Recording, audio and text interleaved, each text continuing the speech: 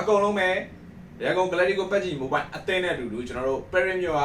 ဒီ e-sport World Cup ကိုလိုက်ကြည့်ပြီးတော့အားပေးလိုက်ရအောင်ဗျာနော်ရန်ကုန် Galactico PUBG Mobile ကသူတို့နဲ့အတူတူပါမယ်ပြည်သက်တွေကိုပါအခါတည်းခေါ်သွားဖို့အစီအစဉ်နေတယ်ဆိုတော့ brother သိပြီးသားလာတော့မသိဘူးပေါ့နော်ဆိုတော့မသိသေးဘူးဆိုရင်တော့ကျွန်တော်ဒီ link မှာ link ချပေးထားတယ်ပေ့မှာပေ့ရဲ့သူတို့ရဲ့ post မှာတွားပြီးတော့ဖတ်ကြည့်လို့ရပါတယ်နော်ဆိုတော့မဖတ်ချင်ဘူးဆိုရင်တော့ကျွန်တော်ဒီဗီဒီယိုလေးကိုစောင့်အောင်ကြည့်ပြီးတော့ကျွန်တော်ပြောပြတဲ့အချက်လေးလိုက်လုပ်မယ်ဆိုရင်ရန်ကုန် Galactico PUBG Mobile အသင်းနဲ့အတူတူနော် Paris မြို့ကိုလိုက်ပြီးတော့အားပေးနိုင်မယ်အခွင့်အရေးကိုရရှိမှာဖြစ်ပါတယ်ဆိုတော့ဘယ်လိုမျိုးအခွင့်အရေးရမှာလဲဆိုတော့သူတို့ကတော့ program 3ခုပေးထားတယ်ဆိုတော့ program ထဲမှာဆိုရင် Creator Phoenix Passport နဲ့ Super Phoenix Passport, Euro Phoenix Passport ဆိုတဲ့ passport 3ခုကိုသူတို့ကတော့ဖန်တီးပေးထားတယ်ဆိုတော့ဘယ်လိုအချက်တွေလုပ်ရင် page ကိုလိုက်သွားလို့ရမယ်အချက်တော့ကြည့်လိုက်ရအောင်ဆိုတော့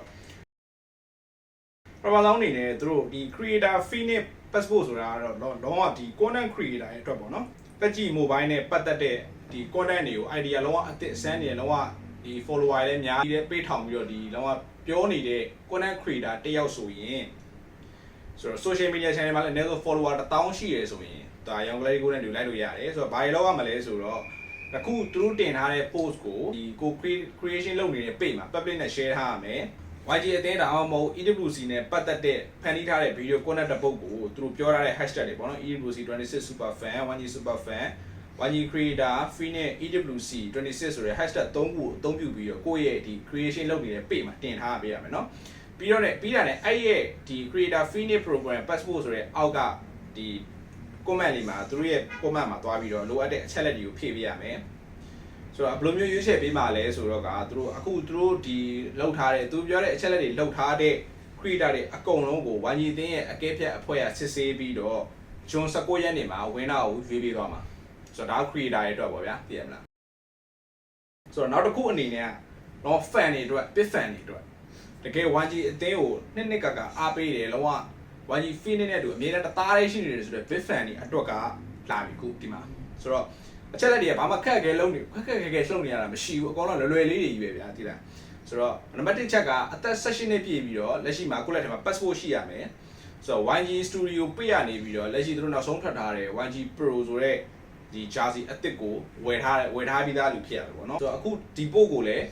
ကိုယ့်ရဲ့ဒီ public နဲ့ကိုယ့်ရဲ့ profile မှာပြန်ပြီးတော့ share ထားပေးရမယ် YG အသင်းဒါမှမဟုတ် EWC နဲ့ပတ်သက်တဲ့အကြောင်းအရာတွေကိုဖန်တီးထားတဲ့ content တွေကိုစာသားနဲ့လည်းရတယ်ဓာတ်ပုံနဲ့လည်းရတယ်ဗီဒီယိုနဲ့လည်းရတယ်ဆိုတော့ hashtag တွေကအတူတူပဲ EWC 26 super fan YG super fan YG Phoenix EWC 26ဆိုတဲ့ hashtag တွေကိုသုံးပြီးတော့ကိုယ့်ရဲ့ profile မှာ public နဲ့တင်ထားရုံနဲ့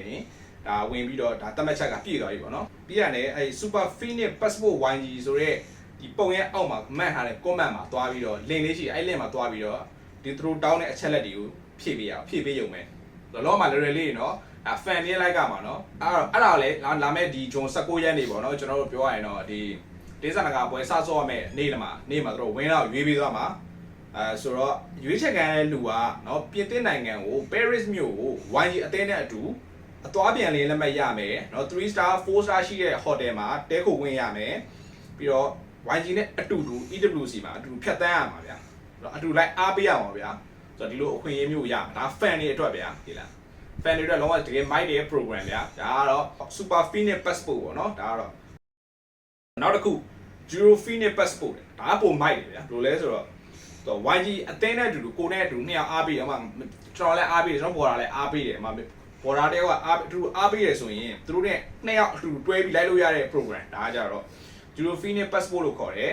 ဆိုတော့တတ်မှတ်ချက်ကကြတော့နှစ်ယောက်လုံးအသက်16နှစ်ပြည့်ရမယ်ဆိုတော့ passport လည်းကင်ထားရမယ် passport လည်းရှိပြီးသားဖြစ်ရမှာပါဗျာဆိုတော့နှစ်ယောက်စလုံးကလည်း YG Studio ပေးရနေပြီးတော့ YG Pro Kit Jersey ကို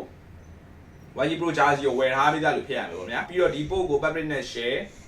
ပြီးတော့ YG အသင်းနဲ့ပတ်သက်ပြီးတော့ဒီနှစ်ယောက်သားဂျားထဲမှာရင်းနှီးမှုတွေ YG အသင်းကိုအတူတူအားပေးလာရတဲ့ပုံတွေအတူတူဖြတ်တန်းလာတဲ့အတွေ့အကြုံတွေကိုစောစောပြောခဲ့တဲ့ hashtag တွေဗျာ EWC 26 super fan YG super fan YG Euroဒါကြောင့် Euro ပါမယ်နော် YG Euro Phoenix EWC 26ဆိုတဲ့ hashtag 3ခုအသုံးပြုပြီးတော့ကိုယ့်ရဲ့ profile တွေမှာ public နဲ့တင်ပေးထားရမယ်ပြီးရင်အခု post ရဲ့ comment အောက်မှာရေးထားတဲ့ link ဝင်ပြီးတော့လိုအပ်တဲ့အချက်လက်တွေကိုဖြည့်ရမယ်ဆိုတော့ဘလို့ရွေးချက်ပေးပါလဲဆိုတော့စောစောအတိုင်းပဲ YG ရဲ့ဒီအသင်ကဲဖြတ်ပွဲစစ်သေးပြီးတော့ဂျွန်19ရက်နေ့ပဲဝင်တော့ရွေးပေးသွားမှာเนาะရွေးချက်ခံတဲ့လူတွေကပြင်သစ်နိုင်ငံပဲရစ်မြို့ကို YG အသင်းနဲ့အတူတူတ တယောက်စာကို free เนาะတယောက်စာလုံးဝ free เนาะတယောက်စာကိုဒီ channel တယောက်စာအတွက်ဒေါ်လာ650ပေးမှာဟိုသွားပြန်လင်းလက်မှတ်เนาะ3 star 4 star မှာရှိတဲ့ hotel မှာတဲကိုဝင်ပြောဝိုင်းနေအသင်းနဲ့တူ EWC ကိုလိုက်ပါအားပေးခွင့်တွေအကုန်လုံးကိုပြသွားမှာဆိုတော့ဒါကလက်ရှိเนาะဂျကုံ Gladico ပေးရနေပြီးတော့တရားဝင်တင်ထားတဲ့ post ကိုဒါကျွန်တော်ပြန်ပြီးတော့ပြောပြပေးတာဆိုတော့ brother တို့နဲ့အသေးစိတ်တက်သိကျင်တာရှိသေးတယ်ဆိုရင်အဲ post ရဲ့ comment နဲ့အောက်ပါတော့ပြီးမှန်ပြီးမေးလို့လည်းရတယ်ကျွန်တော်လည်းလာမေးလို့လည်းရတယ်ကျွန်တော်ပြန်မေးပြီးတော့ပြန်ဖြေပေးတာမျိုးတွေပါလည်းလုပ်ပေးလို့ရတယ်ပေါ့နော်ဆိုတော့ဒါကတော့တကယ် mic ရဲ့တော့ free program တော့ကြာတယ်အကုန်လုံးပဲရန်ကုန် Gladico PUBG Mobile အသင်းနဲ့အတူတူကျွန်တော်တို့ parent မျိုးကဒီ e-sport world cup ကိုလိုက်ကြည့်ပြီးတော့အားပေးလိုက်ရအောင်အားလုံးပဲကျေးဇူးပါအားလုံးပဲကျွန်တော်တို့ no body ပါ